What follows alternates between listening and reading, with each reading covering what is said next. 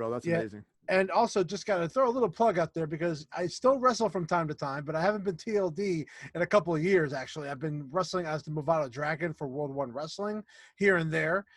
We have a show coming up November 7th. It's going to be for ECWA. ECWA bought World One. They are the longest running northeastern organization in our area, and they've been running since forever. I'm sure when we were kids, I'm sure we went to one of those shows. I can't imagine we didn't. And now they're running it. And on November 7th, I'm going to be wrestling one more time before our birth, and likely it's going to probably be it for me. I really don't see a reason to go back. I know he rolls his eyes because that's happened multiple times, but things have changed now. I don't exactly have the best health insurance right now, and and right now the kid becomes the most important thing to me. And as far as my love for wrestling, it's not there like it used to be. And honestly, they have such good talent there that I almost think I bring down the quality of the work. So I would rather go see some great talent. Well, so ECWA, it's on IWTV. If you want to check out the Super 8 tournament, we got some amazing hits with that. So yeah, check out ECWA. They have the Super 8 tournament, and it was a amazing success. And it's a birth of like a newer ECWA, which is great. Beautiful. That's great, man. I'm great to hear. I'm happy to hear that, and I hope you have a good match and do something fun. But speaking of wrestling, since we're both diehard wrestling fans, segue. that's what brought us together as friends. Just to give you guys a little bit of a history, a background. Back in I think it was like 2008, 2009 ish, somewhere in that time frame, I met Will at the Wrestling Roundtable. The Wrestling Roundtable was a show. I have an old flyer somewhere up there. It was a show that we were all on locally in New Jersey, hosted by old friend of ours, Eric Santamaria. I hope he's well out there. And we had a great run. I mean, we had a lot of fun. We met a lot of cool people. The experiences that we had were just amazing. And not to mention his in Ring of Honor job that he had and got us involved, which was like beyond great. I mean, you got to get your ass kicked. So that was great to see. I got to go to my first Ring of Honor show, and we did the Battle of the Wills, in which I won because, I know how to book wrestling. And, we did so much good stuff on that show. It was so much fun. It was a good way. If I wasn't wrestling, that was such a great way to make up for it.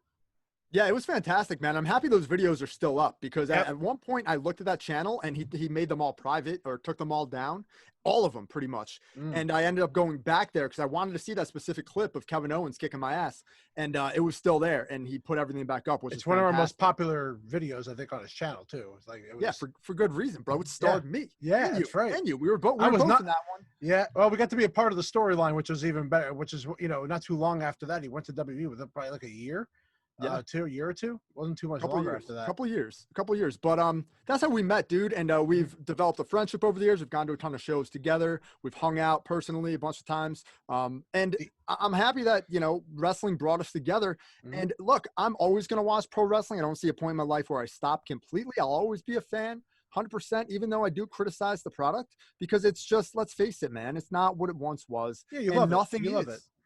Yeah, nothing is. Like, music isn't what it once was. Movies aren't what they once were. That's just the name of the game. That's how it is. But it's up to this new generation of wrestlers to kind of pave forward a path. So we say that in 10 years again, like, wow, it was so much better 10 years ago. But, dude, tell me a little bit about what you're liking in wrestling right now. Raw, Dynamite, NXT, SmackDown. What are you loving the most? Right now, Dynamite's been my main show that I watch every week. It's the one I watch from beginning to end. I don't skip. They are if there is an Attitude Era style, they're the closest that you can possibly get. It's not Attitude Era, but it's close enough. Not to mention that the wrestling's been very good. The storylines are not over the top. They really don't. They're not. There are some serious ones, some that are just more of a joke, and it's really more my style of what I like. I like characters. I like development. I like no confusion. Everything's kind of straightforward the way it is. You don't have to, they seem like they don't make stuff up on the fly. And that's why I like it. And it's something new. It's something that we haven't seen because there's a WWE style, no matter whatever you watch, whether it's NXT, SmackDown, or Raw. I'm throwing NXT in there too. Because there's a look or a style. It's almost like it's too clean. Yeah. It's almost too perfect.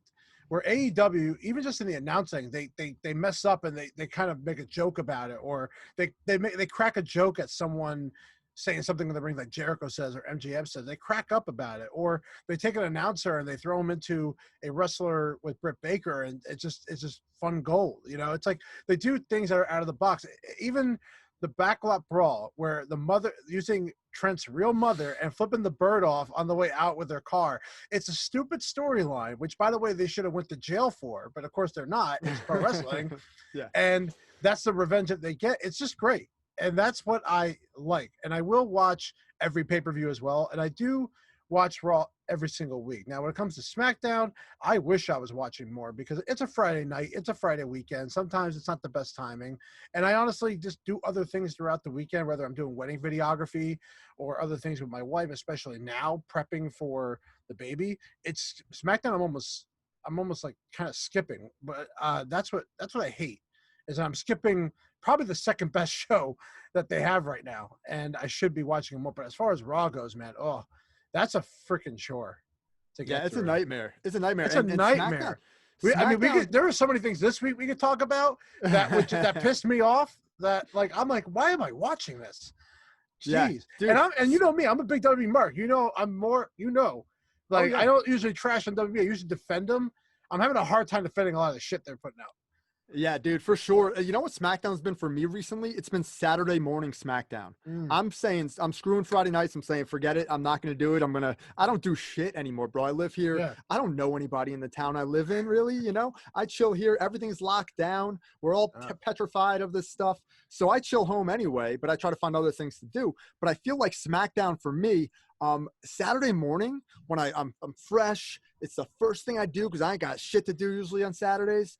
And it feels like my childhood when I watch Superstars every Saturday morning. So I'm loving SmackDown right now. Great show. I'm excited to see what they do this coming Friday due to the brand split and all that, the draft that they did and everything. Call it that? If you want to call it that. Yeah, it really isn't. But dude, I want to stick on Dynamite for a second because you did mention one thing that I really appreciated, and that was a topic that Toph brought up that last week. And they simplify things. You know, he said that they don't insult our intelligence. And to me, that is so monumentally important. Every single week, they bring something different that's logical. They bring you things that you didn't think you would see, like Cody Rhodes and his open challenge that he had for so many weeks in a row. You saw wrestlers that who would have thought you'd see them on Dynamite so quickly. You know, they have Eddie Kingston on their show, who cuts the best promo in wrestling pretty much by far outside of Chris Jericho, I would say. But I love the run of AEW right now. I'm like you. I watch it live every single Wednesday night. I do watch NXT as well. I usually have a long-ass Wednesday night. I'm up to like 1, 2 in the morning. So I try to fit them both in back to back. But, man, at the end of the day, I think Dynamite has been superior over every wrestling show on TV right now. It's just, even my wife, who's a casual wrestling fan, doesn't really watch that much. But she watched that Stampede match, and it was 40 minutes long. It's a 40-minute long match. And she watched the whole thing and thought it was the best thing one of the best things she's ever watched. Like that's how good they did. And my wife's always the best person to ask because she'll go to wrestling events and enjoy herself, but she doesn't know the backstage politics that we talk about here on shows like this. She's just a casual fan who likes the New Day. You know, she's like, she bought the New Day gear. You know, but that's her sign at WrestleMania was amazing. For those who didn't know, we were on WrestleMania for about a second, but our sign was on there even when they came down the aisle. Xavier pointed it out. You could see it on film, pointing out to the sign. We got into a magazine, PWI magazine, with it. It's been, so we got some hits with it. And when New Day came in our area in Freehold, we got to bring the sign. They remembered it. And, you know, it was it's pretty cool. I even got to say hi to Kofi on the way out of New York one day when I left for WrestleMania. So and I took a picture with him and his kid. So awesome. Very friendly, man. I was so happy for him. So we're a little bit attached to the New Day for a lot of reasons, but you know, she's my go-to for like, what do you think the casual fan would really like? And that's why I brought her up. And I could tell what she likes and what doesn't like. And I think that's what the mass of the audience who doesn't care about the backstage stuff that we talk about kind of gels to. And if she's gelling to AEW and watching that more than Raw or SmackDown or anything else, that tells me they're on something here. Hell yeah, dude. They're going to hit, like, it's only started for them. That's why a lot of these fans online who are like arguing about ratings all the time and really like dissecting what AEW is doing. They just missed the Attitude Era. That's the only reason why we talk about it. I mean, if there was no Attitude Era, we wouldn't be talking about it, honestly. Ratings? You mean ratings? Wouldn't matter. Yeah. Yeah, it wouldn't matter if there was not 83 weeks where WCW was beating WWF. We wouldn't be talking about ratings. That wouldn't even matter. In fact, I guarantee you NXT wouldn't even be on USA Network if it wasn't for the Attitude Era. You know, it's true. And I've been saying for a long time, like even 10 years ago when people were talking about ratings, I was like, yo, it's overall product consumption. That's really what you're geared towards. And AEW is hitting that right now because when you look at what they're doing from a social media perspective, they just brought in Miro, right? Rusev. He has a Twitch channel that blew up. It's gigantic. Yeah. Same with like Zack Ryder. He's got a YouTube show. I don't know what he's been doing recently. I think he's under like a part-time AEW contract. Yeah, he's not a full-timer, right? Yeah, but that's still a huge pickup for them. Like anyone who's doing something significant outside the scope of the wrestling ring is smart for AEW to bring in. So I'm loving what they're doing from top to bottom. I'm so pumped. I spent a lot of my summer chasing these AEW toys. Oh, I know. At Walmart. Boy, that was the journey of you going to look for like multiple Walmarts to find this. I got him. But I got him. The journey, yeah, he's got it, and the man has completed the mission. You know, Miro may be the best man, but Jay, you are the groomsman. Well, I cheated. I cheated though, bro. The only one I found in a store in New Jersey was Jericho. I had a buddy of mine on Twitter send them to me, send the rest of them to me. He like found them at his Walmart and he picked them up and sent them to me. How dope is that? Very nice. Yeah, I wish with AEW, the two things that I've had a hard time with is one is, the pay-per-view model has kind of been dead and it's hard to shell out $40 for a show. But also number two, the women's division, just there is not one. I mean, they have one character, one that really matters. And really, if you want to count Rebel, which is her assistant too, beyond that, I could care less who the champion is right now. I could care less about anybody. That is any woman on that show. The only woman I cared about was that one on the dark one, the really weird Arcadian, or whatever her name is. I forget, Arcadian, whatever. The really weird, the one with like the zombie.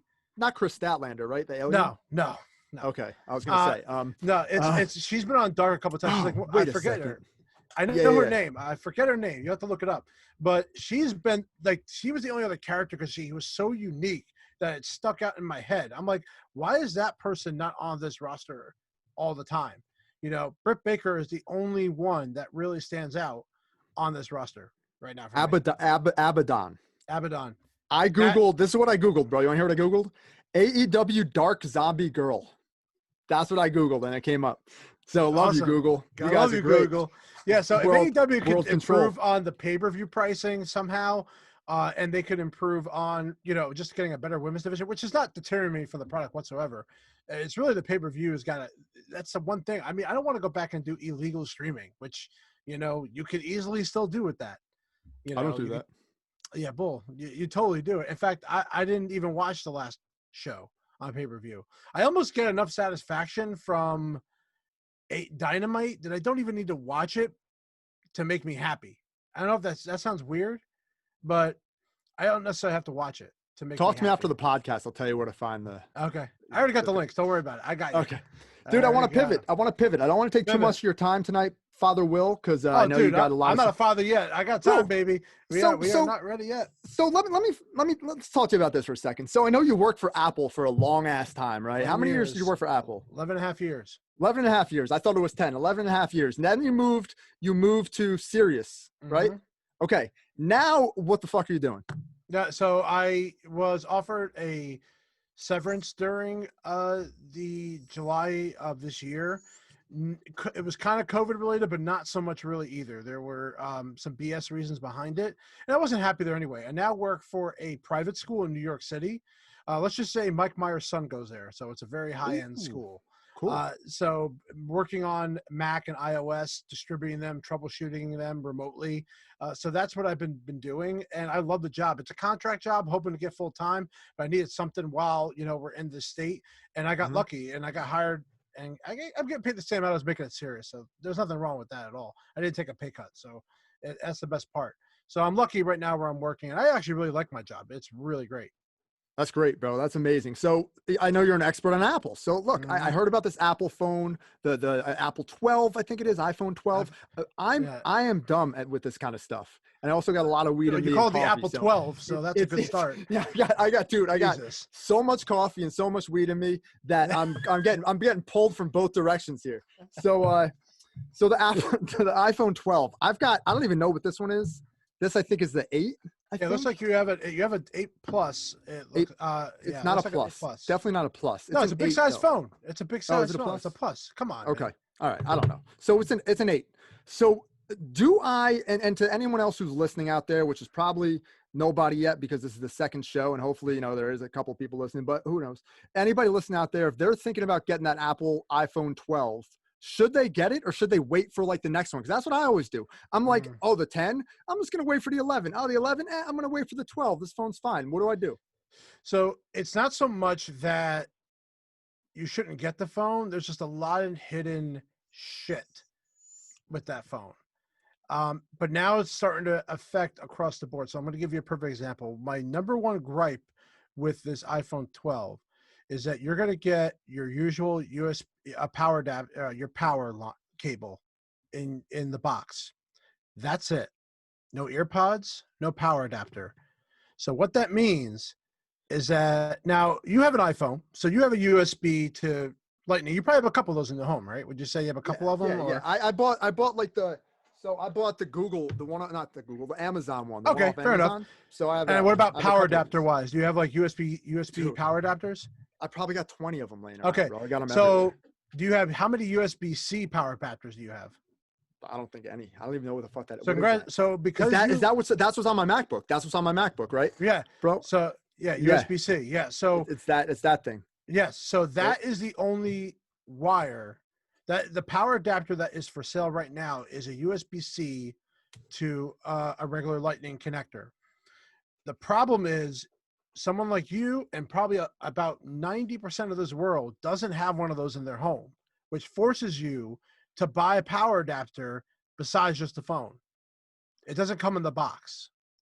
Now, Apple made a reason of an environmental reason behind it, which is true, that they are trying to get rid of power adapters to ignore waste, which I'm all for. Mhm. But the problem is, you are the only people in this world that has that power adapter are people who have an iPad Pro or who have an iPhone 11 Pro, and that's it.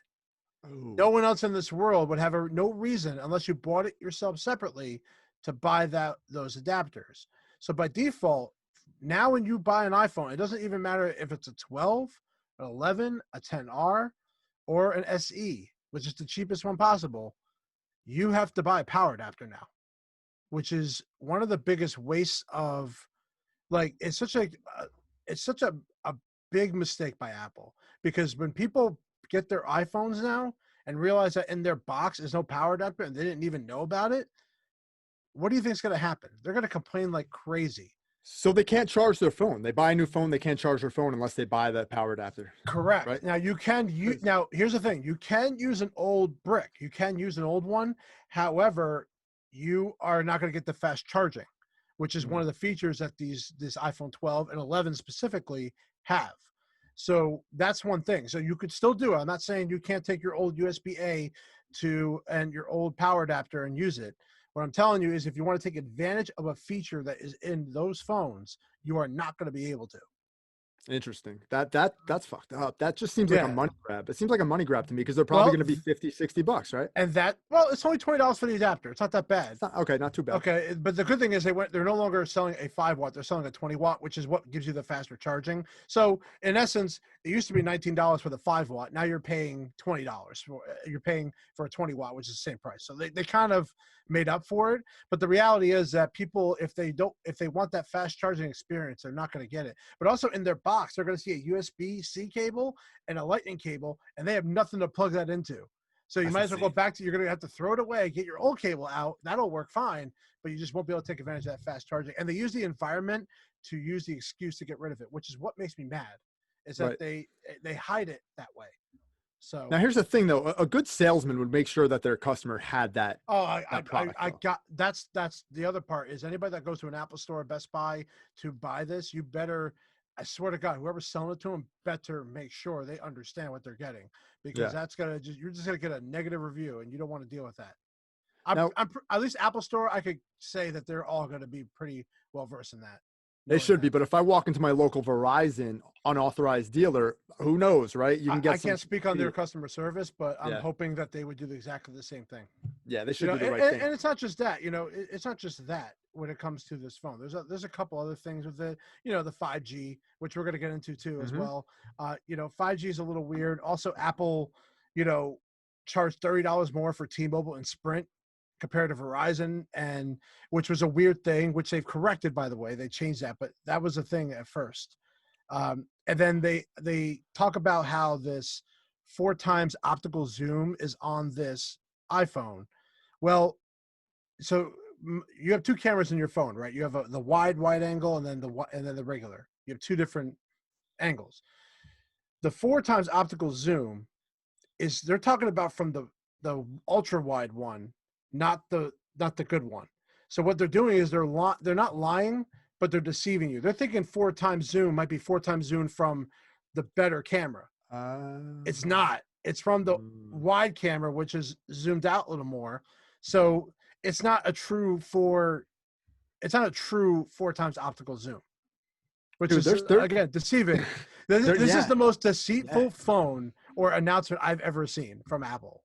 And is it a coincidence that they're putting this phone out during, this whole like COVID-19 pandemic era Oh, and this whole and like 5G? A big thing I want to talk about with 5G. I'll touch on this second unless you finish on Apple. But with 5G, it kind of aligned with COVID-19, so they locked down everything. And then all over the country, there are videos online of this. There are construction companies and towers. there Yeah. are there are people putting towers up Hmm. all over the country when Yep. everyone is off the road, no kids are in schools, nobody's in office buildings. They are just installing this thing left and right. And this was something that wasn't on the news. Like CNN wasn't talking about this, I'll tell you that much. You had to find like rogue people that saw this happening on the side of the road and they just filmed it with their cell phone. And they would go up in some videos that I saw, people would take their cell phone, walk out of their car, walk up to the construction people, and then a cop would be there and would stop them, and they would have to speak to the cop about it. And most of the time the cop would be very not nice and would tell the person to get out of there and stop filming and you can't film this. Why not? Like Mm. what are they hiding? That's what I'm curious about. Like, why did they have to do, like, is it a coincidence that they did this right now? Was it strategically planned out? I don't know, I can't answer those questions. No, But 5G is to me, it's crazy. It seems unnecessary. well, I think it's evolution of cellular technology. That's just what I think it is. And when you are in a ultra wideband 5G area where you could download a Netflix video in about like 30 seconds, that's pretty powerful stuff. Now, you have to be on one specific street corner to do it. Verizon's doing everything they can to pump out their 5G as much as possible. They're probably the biggest component of it. And Apple, they were, just to come back to iPhone 12, they were on stage with Apple for about 5 minutes, and they had these commercials with Chris Rock saying, 5G just got real. Like, and it's like the stupidest thing I've ever seen in my life. There's not really a true 5G available in this world right now. This is kind of like, this phone represents what the phone's going to really do maybe in 3 years, not so much today, because you have to go on a specific street corner to get that really fast 5G to get to download anything you want to download. So it does, as much as it exists, it doesn't really exist. It doesn't exist where I live, I can tell you that. And in New York, you have to look at specific corners in the streets to where to find that ultra fast 5G. So reality is the 5G shouldn't be the reason why you buy that phone. It's there when you need it in the future, but it's not the reason to get the phone. Gotcha. So So it'll be readily available down the line. It's not something that they're going to yeah, have full blast right no, now. it's not full blast right now. You also have to get a completely different SIM card for it to where you can't use your normal SIM, which I've done every year. I just taken my SIM card out, put it in the next phone because I Mhm. avoid an activation fee. Well, in this 5G, you can't avoid that. You need a new SIM card, so you will be paying an activation fee one time. I've kind of avoided that for a long time. So, you know, there's a lot of iffy things about what's going on right now, specifically with Verizon. Not so much, you know, AT&T sucks. I wouldn't, don't get their stuff. You know, T-Mobile did some great comeback stuff, you know, with them, you know, as far as like things that they offer for their clients or, you know, their customers. But it's not, 5G to me is not important right now. It's almost like, don't pretend it doesn't exist right now, until you can, you know, in your own home or you're in your area where you could download something so quick that, you know, it's great.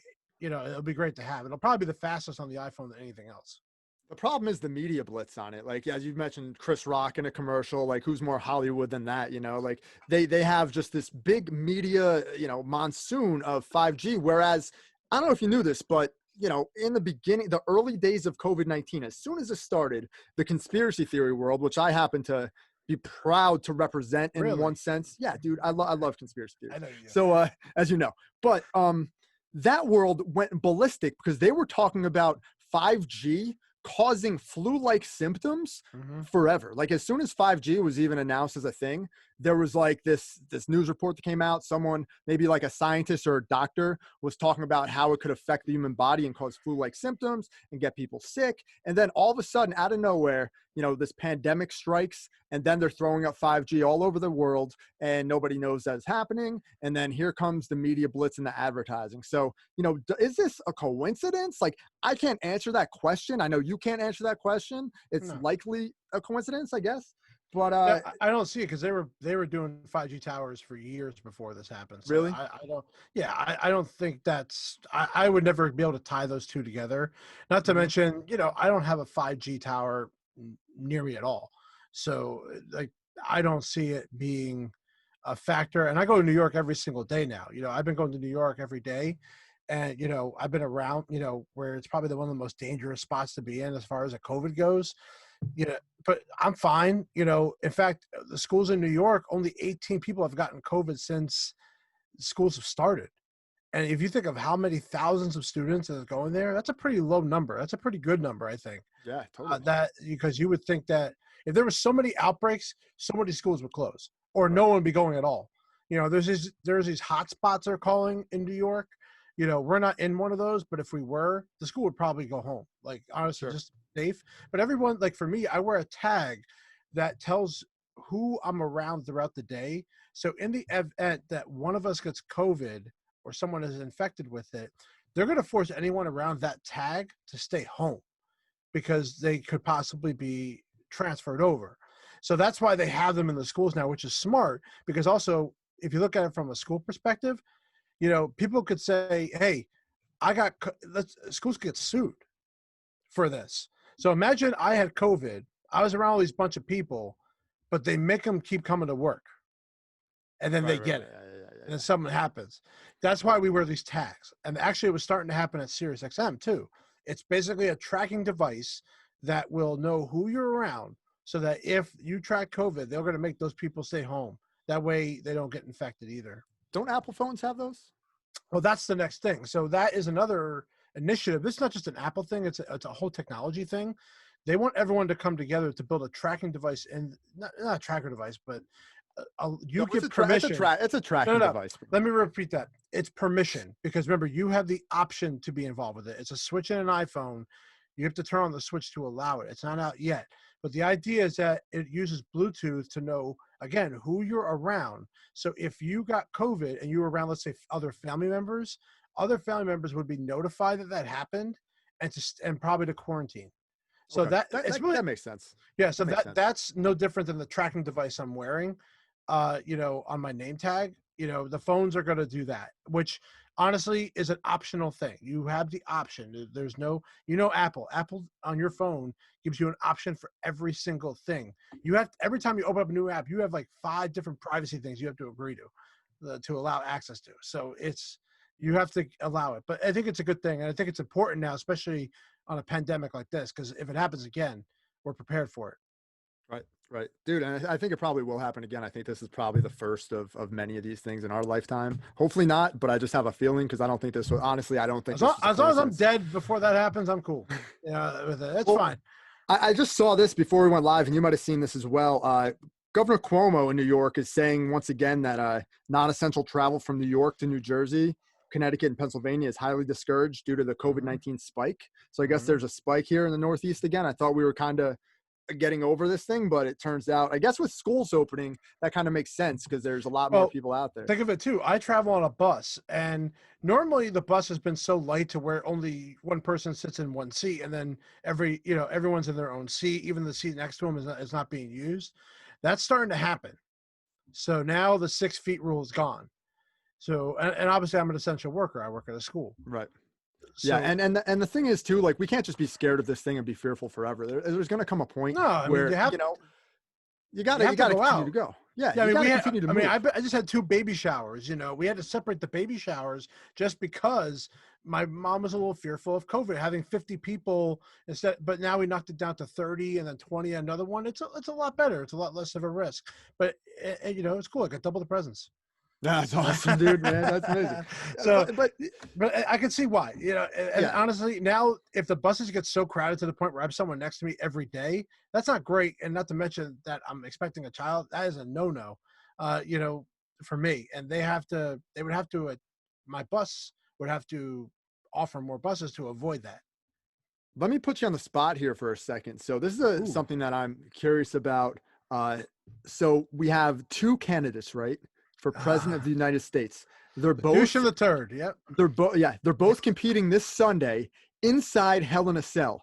Anything goes, no holds barred, one fall to a finish. Someone must walk out of this match the champion, the winner. Now, anything goes. So there could be run-ins, there could be all kinds of crazy stuff. So if you had to pick who wins Hell in a Cell between President Donald Trump and former Vice President, possible corruption guy, Joe Biden, who would it be? So I would say that Biden is probably the leader of retribution.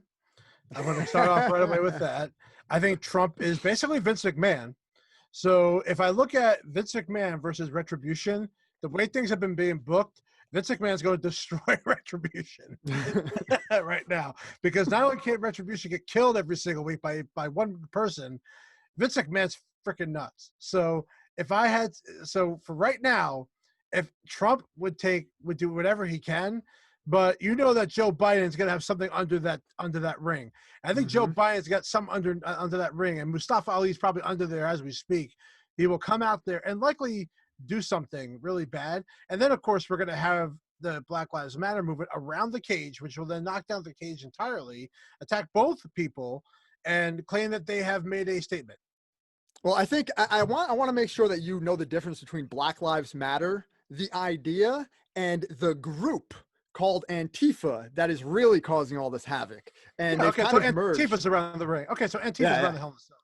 There you go. Now here's my scenario real quick. I think Biden wins if it's a anything goes match, because at this point in time, I really do believe that this party, this left-wing party, which I used to be a proud Democrat. I mean, you might remember I was all about Hillary Clinton, President Obama, and now I'm like completely center of the road. I know Trump is a scumbag in so many ways. We all know that.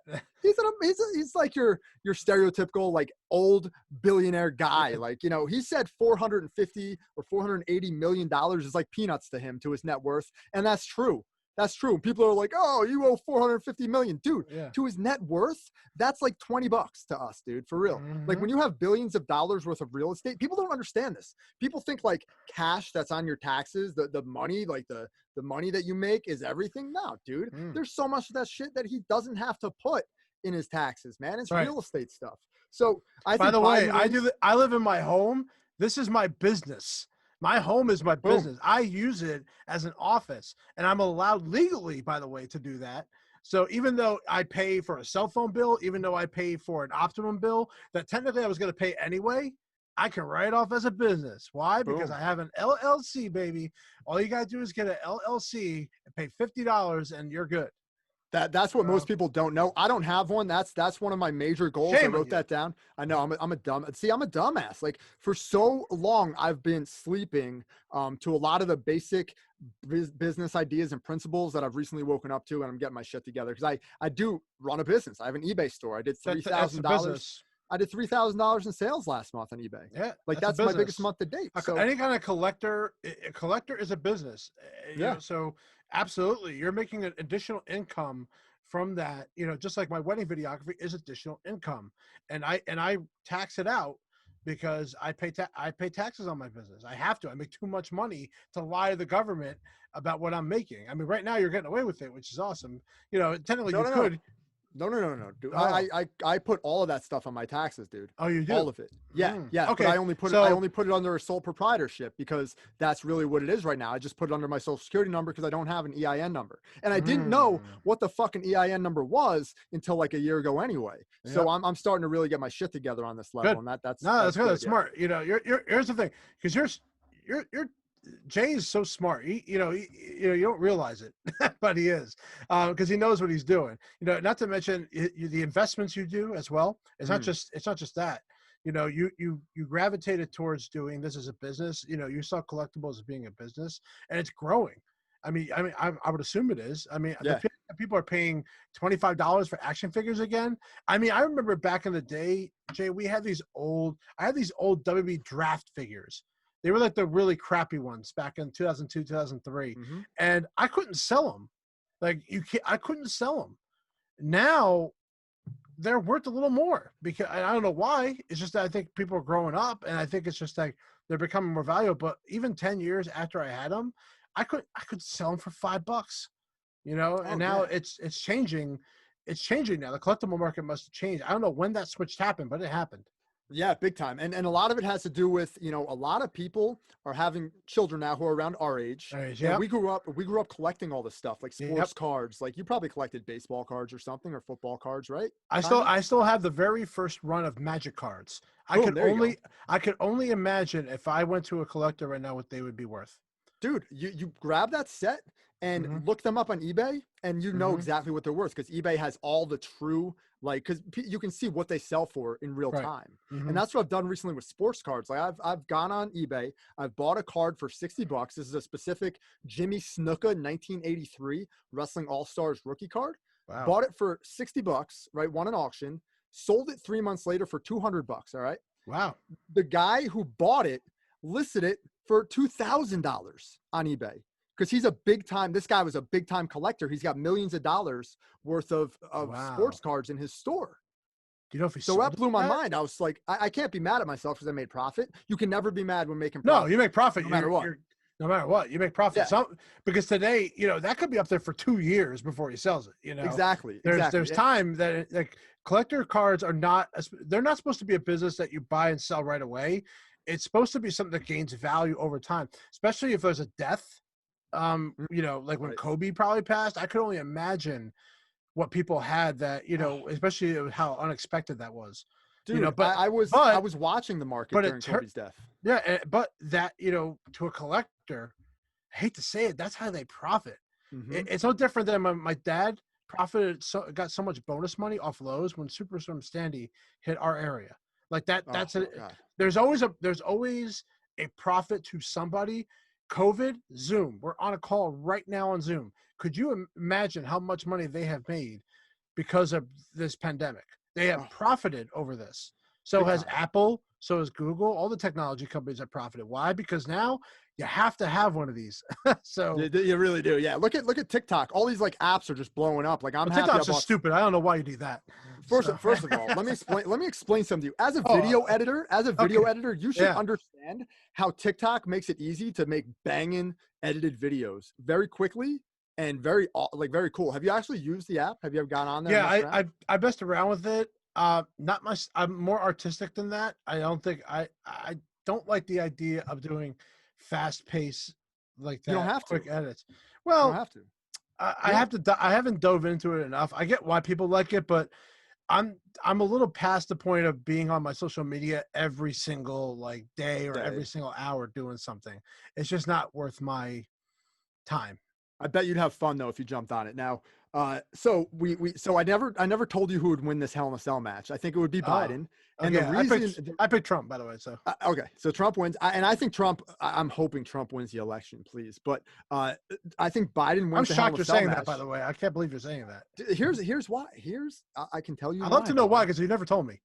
Because after Trump won, right? After he won, I literally wondered why for like days. Like it completely absorbed my mind. So what I did was I tried to find out why he won.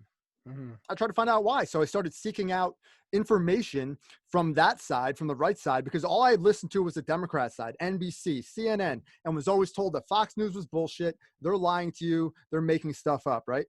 So then I started realizing by doing research that both sides make stuff up, but Yeah, of course. the stuff on, and I never really realized that. I always thought like Obama was this amazing person and everything. And then I look on that side and I realize that they are fucking dirty over there on the left, bro. They're They no are different. really dirty. Really But dirty. So I was like, okay, so if both sides are dirty, let me Mhm. try to find out like why, you know, the country did this, why they voted for Trump. And I found out why. And it was because we got too fucking soft, bro. We got way too fucking soft. And Mhm. what's happening now is the left side is just trying so fucking hard to Yeah. make us soft as fuck again. And don't get me wrong, Trump is goddamn atrocious Yeah. on racial divide. On the Mhm. racial side of things, he is fucking awful. I think He's the worst everybody would agree person with me. you could possibly ask for to represent it. I don't think he's racist Except for a either. KKK member, he's probably one of the worst. Like to See, ask. I don't think he's racist, but I think No. every white guy who was born in America and who is like 70 or above has a little smidge of racism in there. You know, I like to call it like, I don't know, mildly racist. You know, like there are times like Louis C.K. had a brilliant joke one time, and I'll give you the abbreviated version because I don't want to steal his material, where he walked into a pizzeria. He says he walked into a pizzeria and he saw three black ladies behind the counter making pizza. And he thought, that's odd. And that's not necessarily racist because it's not hateful, It's true. You but never it's see it. mildly racist No, because you've but never you seen don't that see it. before. But he's not wrong because well, you really don't see that. You To be don't. honest, You don't you only ever see an see it. Italian or a Mexican. It's one of the Yeah. two. Yeah. That's why it was a brilliant joke. And I was like, Yeah. this is hilarious. This makes As a, sense. He's not being mean-hearted about it. He's just telling you right. the truth. And that's what we need. We need more of the truth. So Well, anyway, to make a long story short, I dug really deep on the media, on NBC, CNN, Fox News, and I realized that their agenda is literally to control the minds of the masses, man. It really is. And that's why I think, you know, Facebook does the same thing with all their censorship and yep. Twitter not allowing me to post a link. It's Yep. insane, bro. Yeah. I don't watch news at all. I stick to more business news because I think that's more like impactful. It can actually help my life more Mm-hmm. so than you know. I really in the 2000s.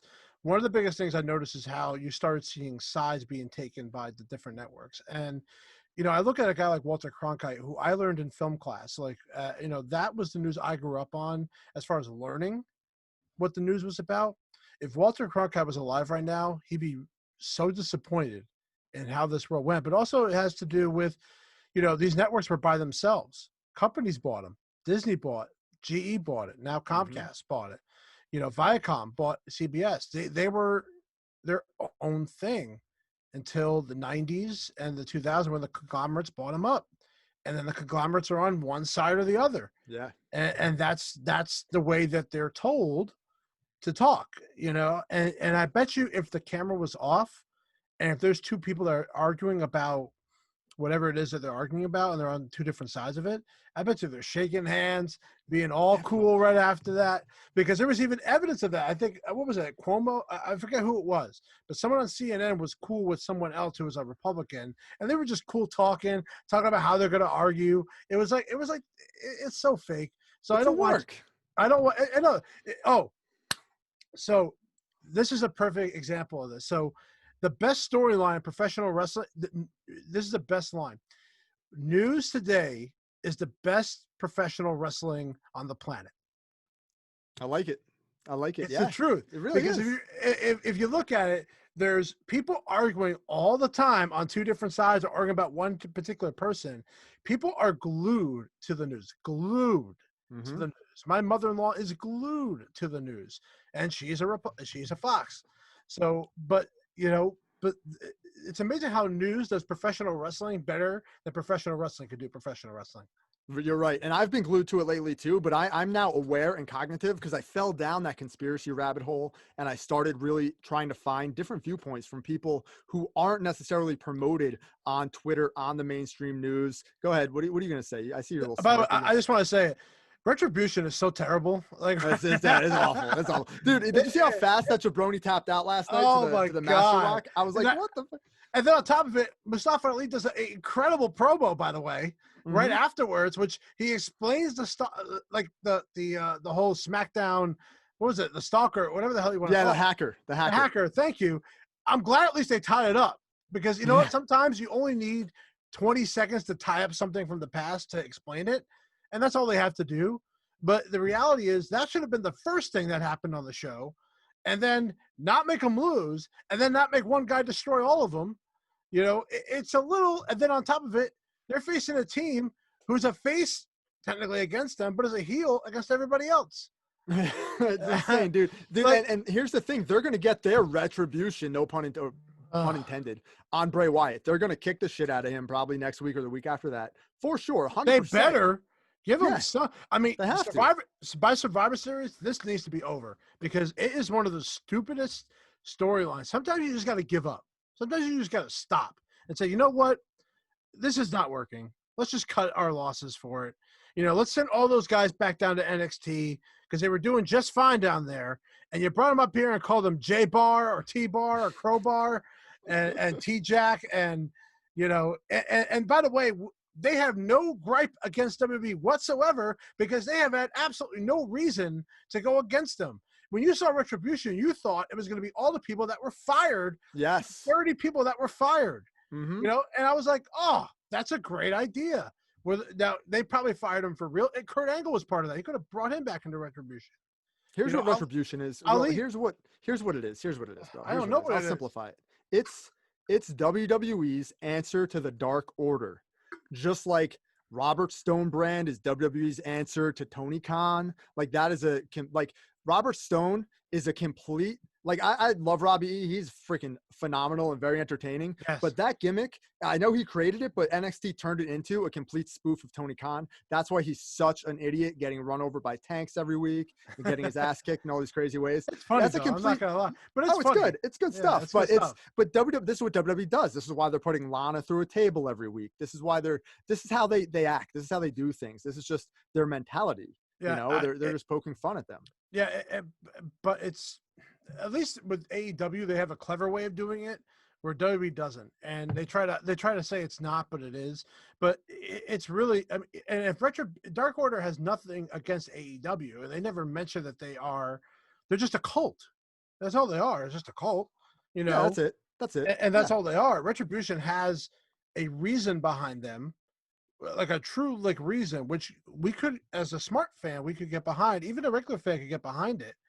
You know, it's like all you need to do is bring like Kurt Angle out there, who got fired, and get pissed off at WWE. And you know, he could have been the leader of Retribution, or anybody could have been that. You know, and then Raw Underground disappears. Like that just got destroyed for no reason. Yeah, and in the beginning, a lot of people thought that was like tied together. Like that had something to do with Retribution, which would have been cool. Like if Shane McMahon ended up being like the ultimate leader of the whole thing at the end of the day, and like, you know, what the hell? Against his father, which would make total sense about it.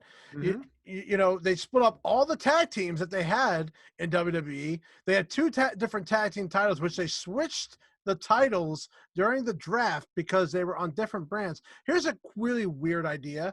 How about the champions just don't move brands at all and they're excluded from the damn draft? How about a simple solution like that? Why couldn't it be that simple?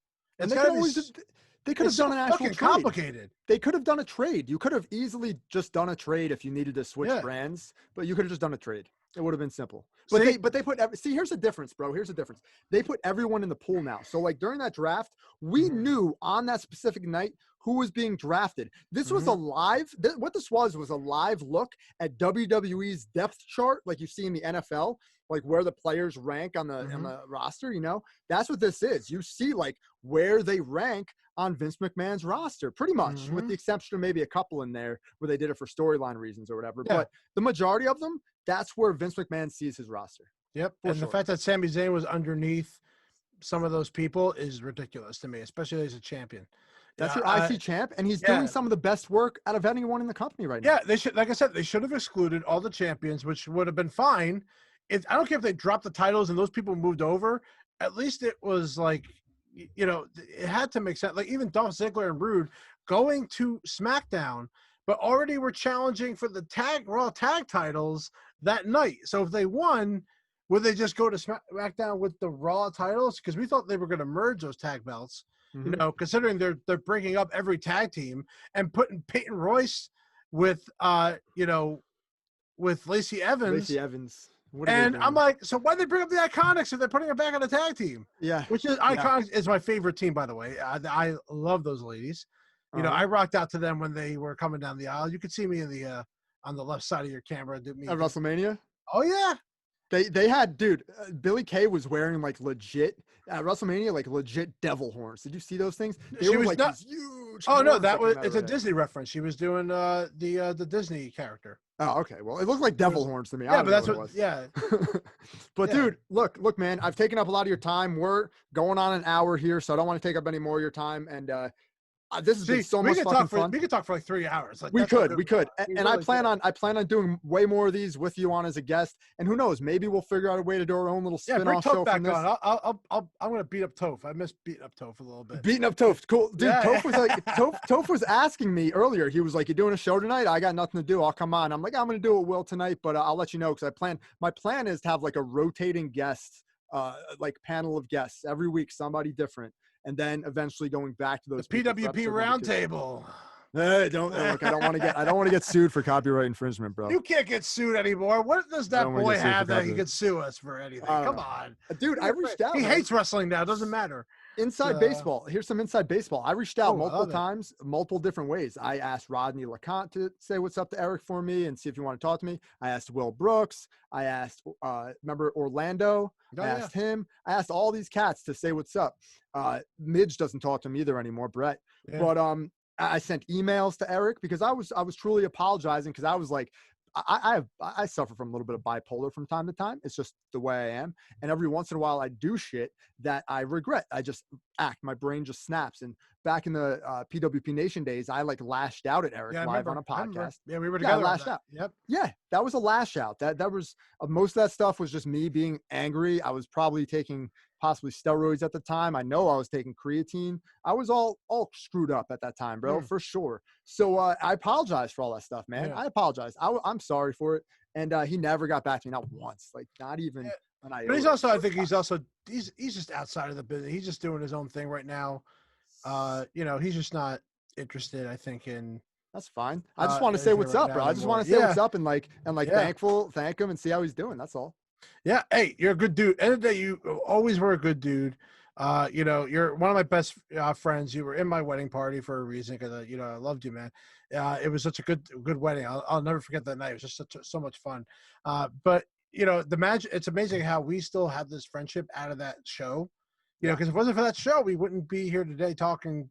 And the things that we got to do, the people that we got to interview. I mean, older episodes of the PWP Nation Live when we were on Live Nation. Oh my God, dude! Lex Luger, DDP, Mick Foley, like the people that we've interviewed, and then also the videos when we went to PWS, which is now WrestlePro. Kevin Matthews was amazing all the time to talk to. But I got to interview Buff Bagwell. I got to interview Hacksaw Jim Duggan. You got to interview the Iron Sheik. Like the things that we got to do when we first started this channel, and PWP is still a great channel to be a part of. We have some great stuff to go in the past and take a look at. For sure, dude. And that's part of the reason why I started Pro Wrestling Powerhouse to begin with, and still doing it to this day, man. I've helped people become friends for life. Like I've made more friends for life, like Aaron Ramadanov. He's a friend for life now. John DiMaselli, friend for life. Christopher Epps, friend for life. All these dudes, Todd Rick, a bunch of these guys are legitimate friends for life. And they became friends with each other. They've done projects together. They've done radio shows. They talk about stuff offline. Like that to me is the best thing I've ever done. But always remember, we were here first. We fucking were. Jay and Will show. That's right, bro. Right. And this is only the beginning because I'm like steam-headed forward with this stuff. This is going to be one of my. I'm trying to create. Here's the inside baseball and what I'm doing. I'm trying to create 7 different income streams, 7 different ones. which is hopefully like, you know, they all trickle down into one jar rather than like most people, they just work their 9 to 5 and they have one income stream going into that jar and then all the money comes out of it.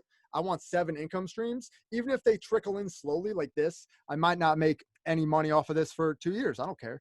But as long as it's set up for that possibility, like that's my ultimate goal. So like, I forgot where I was going with that, but I also anyway, think it's good for the fans who are watching us, you know, we want the feedback. You know, is this something you like? Would this be something you would go on Patreon for $1 and just watch 2 guys just talk about random stuff like this? You know, that's what I think is good to. The feedback is necessary for us to know if we're doing such a good job. Like I have my own podcast called the Think Different Podcast, and we talk about Apple, more specifically how the Apple Store runs.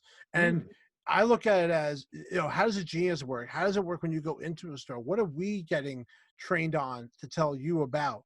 You know, and that's what we coming from a store perspective, because I thought it'd be great. You know, you hear there's so many Apple tech podcasts out there, but what about ones that truly came from there, but also worked in a retail store? And how that experience is, and what's good and what's bad about it. So that's what I do now. Do I look at it as an income stream? Not really. It's more of like a fun thing to do. Podcasting is a fun thing to do. Like this is great for me because I don't have to edit it. So the podcast I do, I have to edit and put together on top of the fact I do wedding video. So, and by the way, just to get me an hour away from my wife is just so great. Dude, that's awesome. So this entire unedited, uncensored, uncut stream is going to be on patreon.com/PWP Nation for 2 cents per day, $1 a month. That is it. I'm going to cut it up a little bit and throw it on YouTube as well. YouTube.com/PWP Nation. A couple more days after that, you're going to get it in audio form on all your major podcast streams, Apple Podcasts, and all that bullshit. So it's going to be all over the place there. And Will, I'll let you sign us off, man. You got any final words? Plug some stuff. What do you got to say to all your fans, all your dozens and dozens of TLD fans out there? So all the dozens of TLD fans that have missed me, I'm so glad to be back here on this channel, a PWP Nation. I love my little PWP Nation, guys. I'm hoping I can join you guys a little bit more. You can follow me at TLD Wrestling on the Twitter machine and check me out there. As far as my